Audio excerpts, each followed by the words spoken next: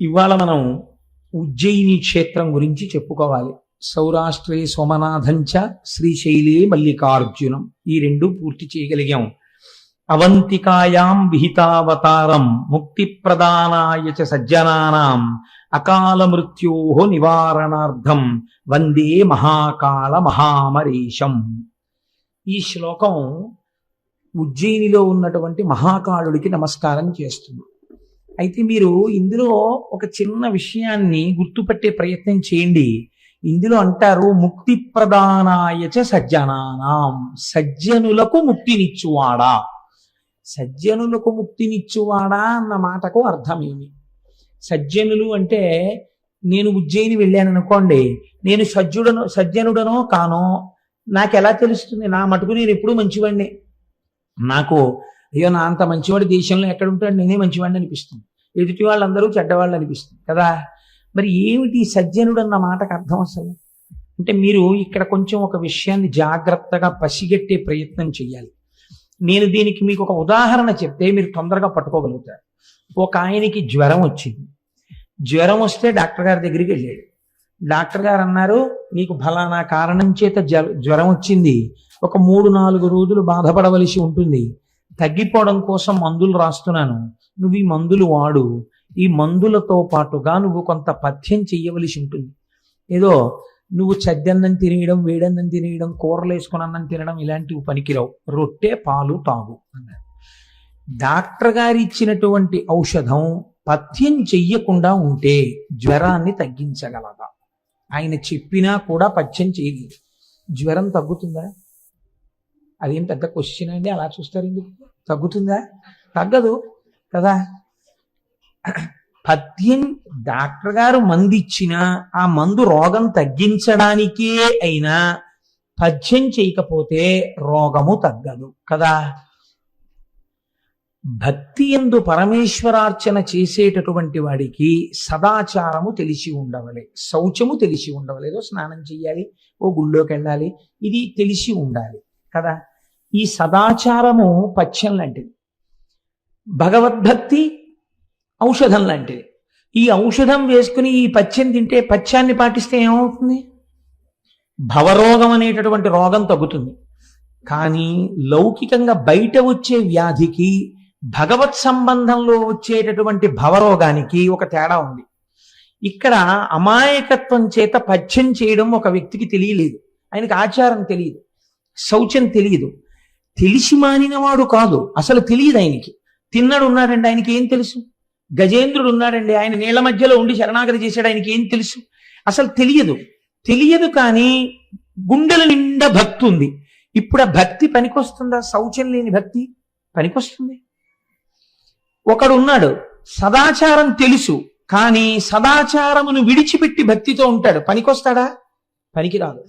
ఆచారము పాటించడానికే వచ్చింది. ఆచారం అంటేనే నువ్వు పాటించాలి, నీకు తెలిసున్నది అనుష్ఠాన పర్యంతములకు రావాలి. భగవద్భక్తి యందు ఈ భేదం ఉంటుంది. ఏమీ తెలియనప్పుడు అది ఆచారమైన తెలియక భక్తితో ఉండి పొరపాటు చేసినా ఈశ్వరుడు పక్కన పెట్టి ఏలుకుంటాడు. ఇప్పుడు పథ్యము తప్పుగా ఉన్నా మందు పనికొచ్చేసింది, భక్తి పనికొచ్చేసింది. బయట రోగానికి భవరోగానికి తేడా ఉంటుంది భక్తి విషయంలో. ఆచారం తెలిస్తే ఆచారమును కూడా పాటించి తీరవలే, ఇది ఒకటి. ఈ విషయాన్ని మీరు దృష్టిలో పెట్టుకున్నప్పుడు మహాకాళ దర్శనమునందు సజ్జనానాం అన్న మాట ఎందుకు వాడారో గుర్తిరిగి ప్రవర్తించవలే. అందుకే మహాకాళుడన్న మాట కామాన్ని పోగొట్టేటటువంటి వాడు అన్నమాట. కాలారి కామారి 2 మాటలు వాడతారు పరమశివుడికి. కాలారిగా మీకు అనుగ్రహం కావాలన్నా, కామారిగా అనుగ్రహం కావాలన్నా మీకున్న స్థాయిలో మీరు అనుష్ఠానమునకు తెచ్చుకుని మాత్రమే ఈశ్వరుడు యందు ప్రవర్తించవలే. అక్కడ మీ ఇష్టం వచ్చినట్టు ప్రవర్తిస్తానంటే మాత్రం కుదరదు. నిన్నటి రోజున శ్రీశైల మల్లికార్జునుడి విషయంలో మీరు వెళ్ళి ధూళి దర్శనం చేసుకుంటే ఆయన పొంగిపోయాడు.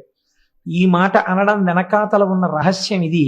ఉజ్జయిని ఎందుకు అలా వెడుతుందో ఇప్పుడు మీరు అవధరించండి. ఆ కోణంలో మీరు పరిశీలన చెయ్యనప్పుడు, మీరు ఉత్తరోత్తర క్షేత్రానికి వెళ్ళినప్పుడు మీకు అసలు ఆ క్షేత్ర దర్శనమునందు ఈ కోణం ఉంటుందన్న విషయం అవగతము కాదు.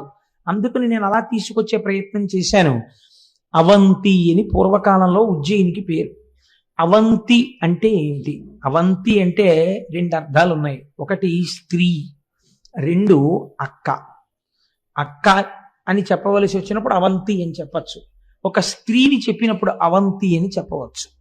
అవంతి సాక్షాత్తుగా జగదంబ అయినటువంటి అమ్మవారి యొక్క స్వరూపము. ఆ భూమి మనకి మోక్షపురులు అని కొన్ని ఉన్నాయి.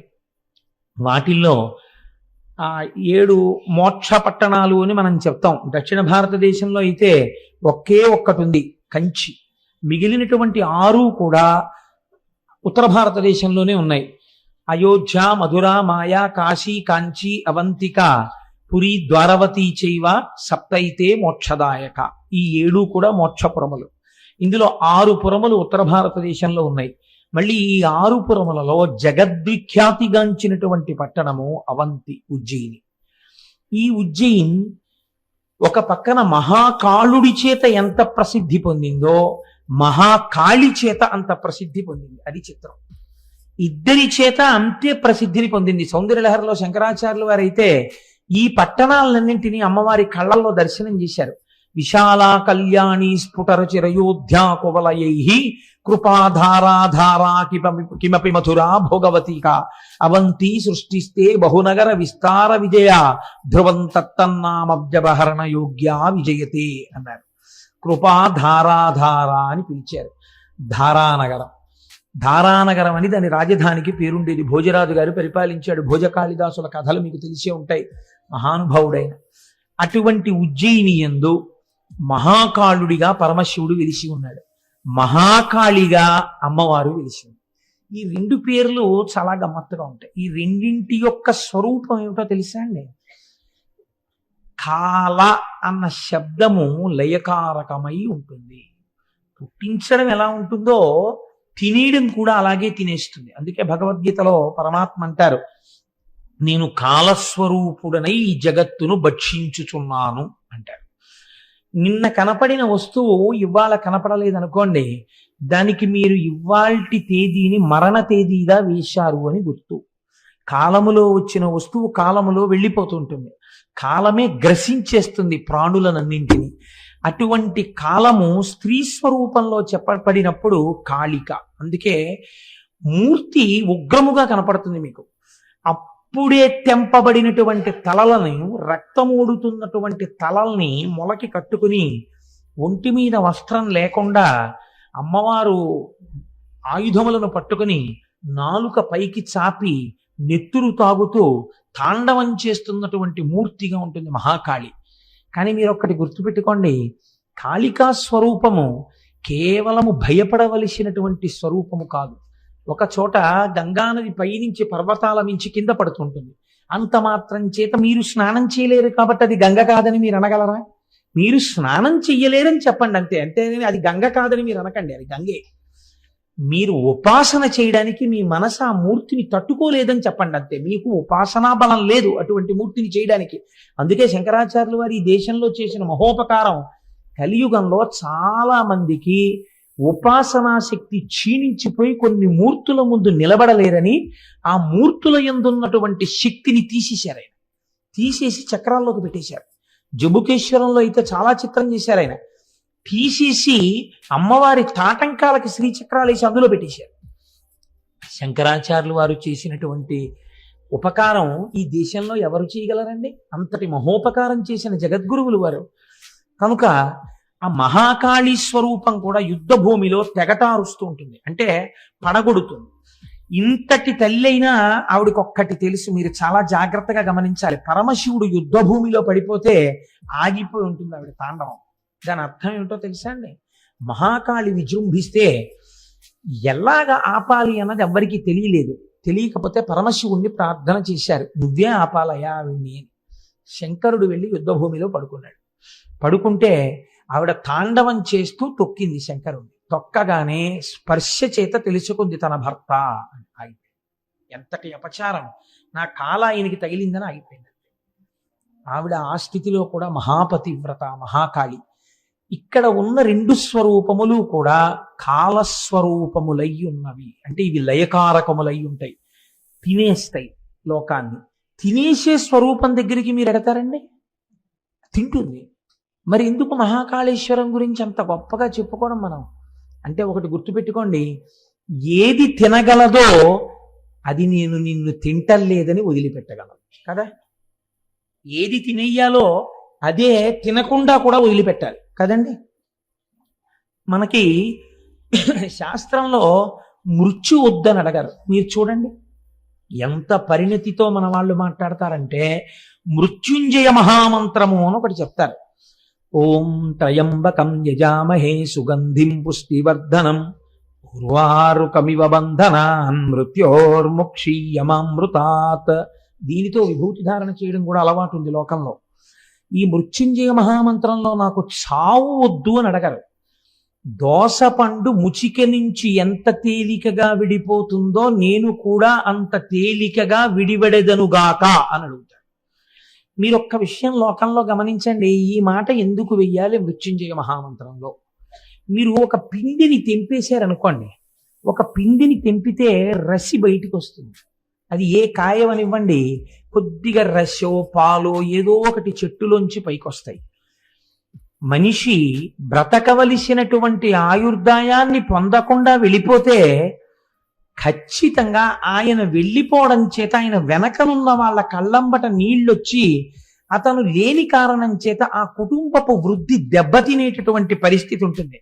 వెళ్ళిపోయిన వాడు వెళ్ళిపోయాడు, కానీ వెనకనున్న వాళ్ళు ఖచ్చితంగా ఆ అందాన్ని పొందలేరు, పొందవలసిన అభ్యున్నతిని పొందరు. కాబట్టి శాస్త్రం ఏం చెప్తుందో తెలుసా అండి?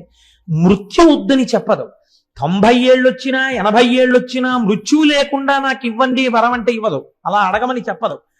నాకు పండిపోయినటువంటి పండు నేలరాలిపోయినప్పుడు మీకు రసి కానీ పాలు కానీ ఉండవిహ. అది తనంత తాను చెట్టు విడిచిపెట్టేస్తుంది ఆ పండుని. ఆ పండు కూడా నేల మీద పడిపోతుంది, పగిలిపోతుంది, ఇంకోళ్ళు తినాలని పడిపోతుంది.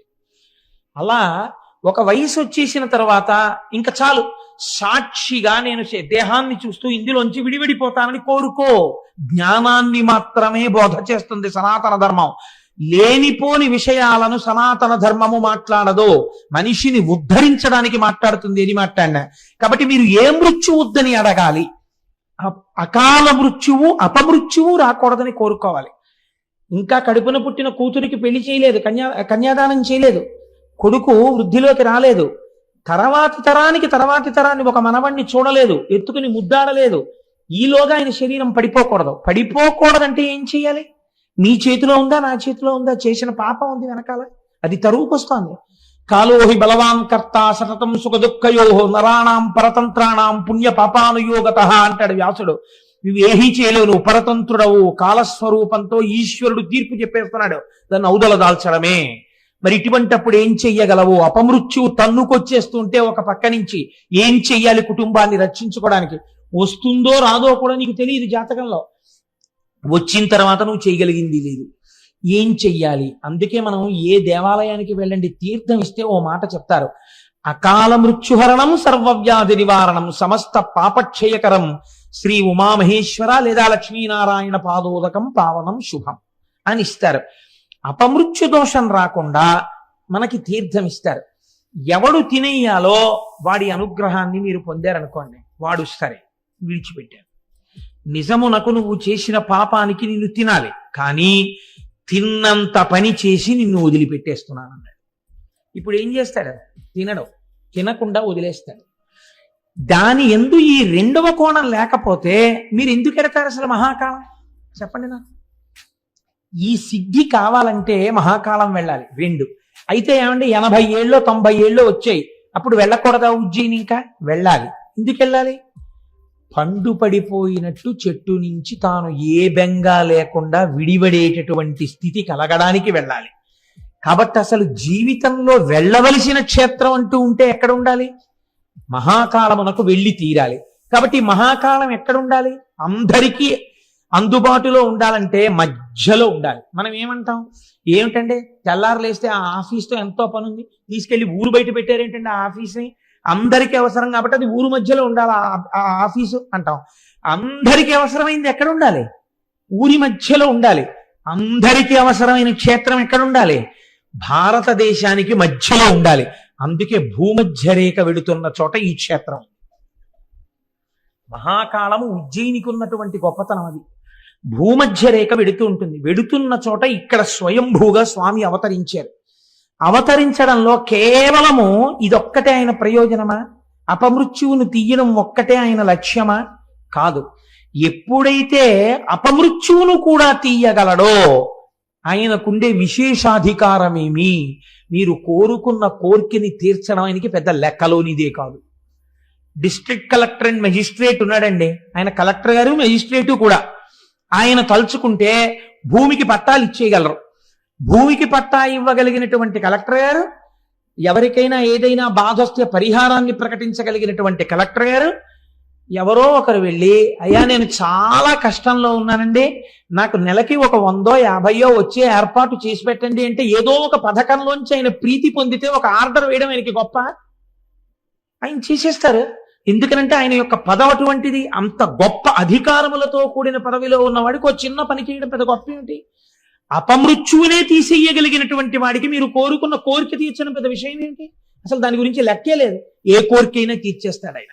కాబట్టి ఉజ్జయినియే, అంత గొప్ప క్షేత్రం ఉజ్జయిని. అది ఒకానొక నాడు అంతర్జాతీయ ఖ్యాతిని చూరగొన్నటువంటి పట్టణం. మహాకవి కాళిదాసు, భోజరాజు ఇద్దరూ నడయాడినటువంటి ప్రాంతం ఆ ఉజ్జయిని. అక్కడ అసలు ఆ స్వయంభూలింగం ఎందువల్ల ఏర్పడిందో మీరు ఒక్కసారి వినేటటువంటి ప్రయత్నం చెయ్యండి. పూర్వకాలంలో ఆ ఉజ్జయిని పట్టణమునందు వేదప్రియుడు అనబడేటటువంటి ఒక బ్రాహ్మణుడు ఉండేవాడు. ఆయన పేరే వేదప్రియుడు. మీరు ఈ మాటని అర్థం చేసుకునేటప్పుడు ఒక్క విషయం అర్థం చేసుకోవాలి. చాలా అందమైనటువంటి పద్యాలు, అందమైనటువంటి శ్లోకాలు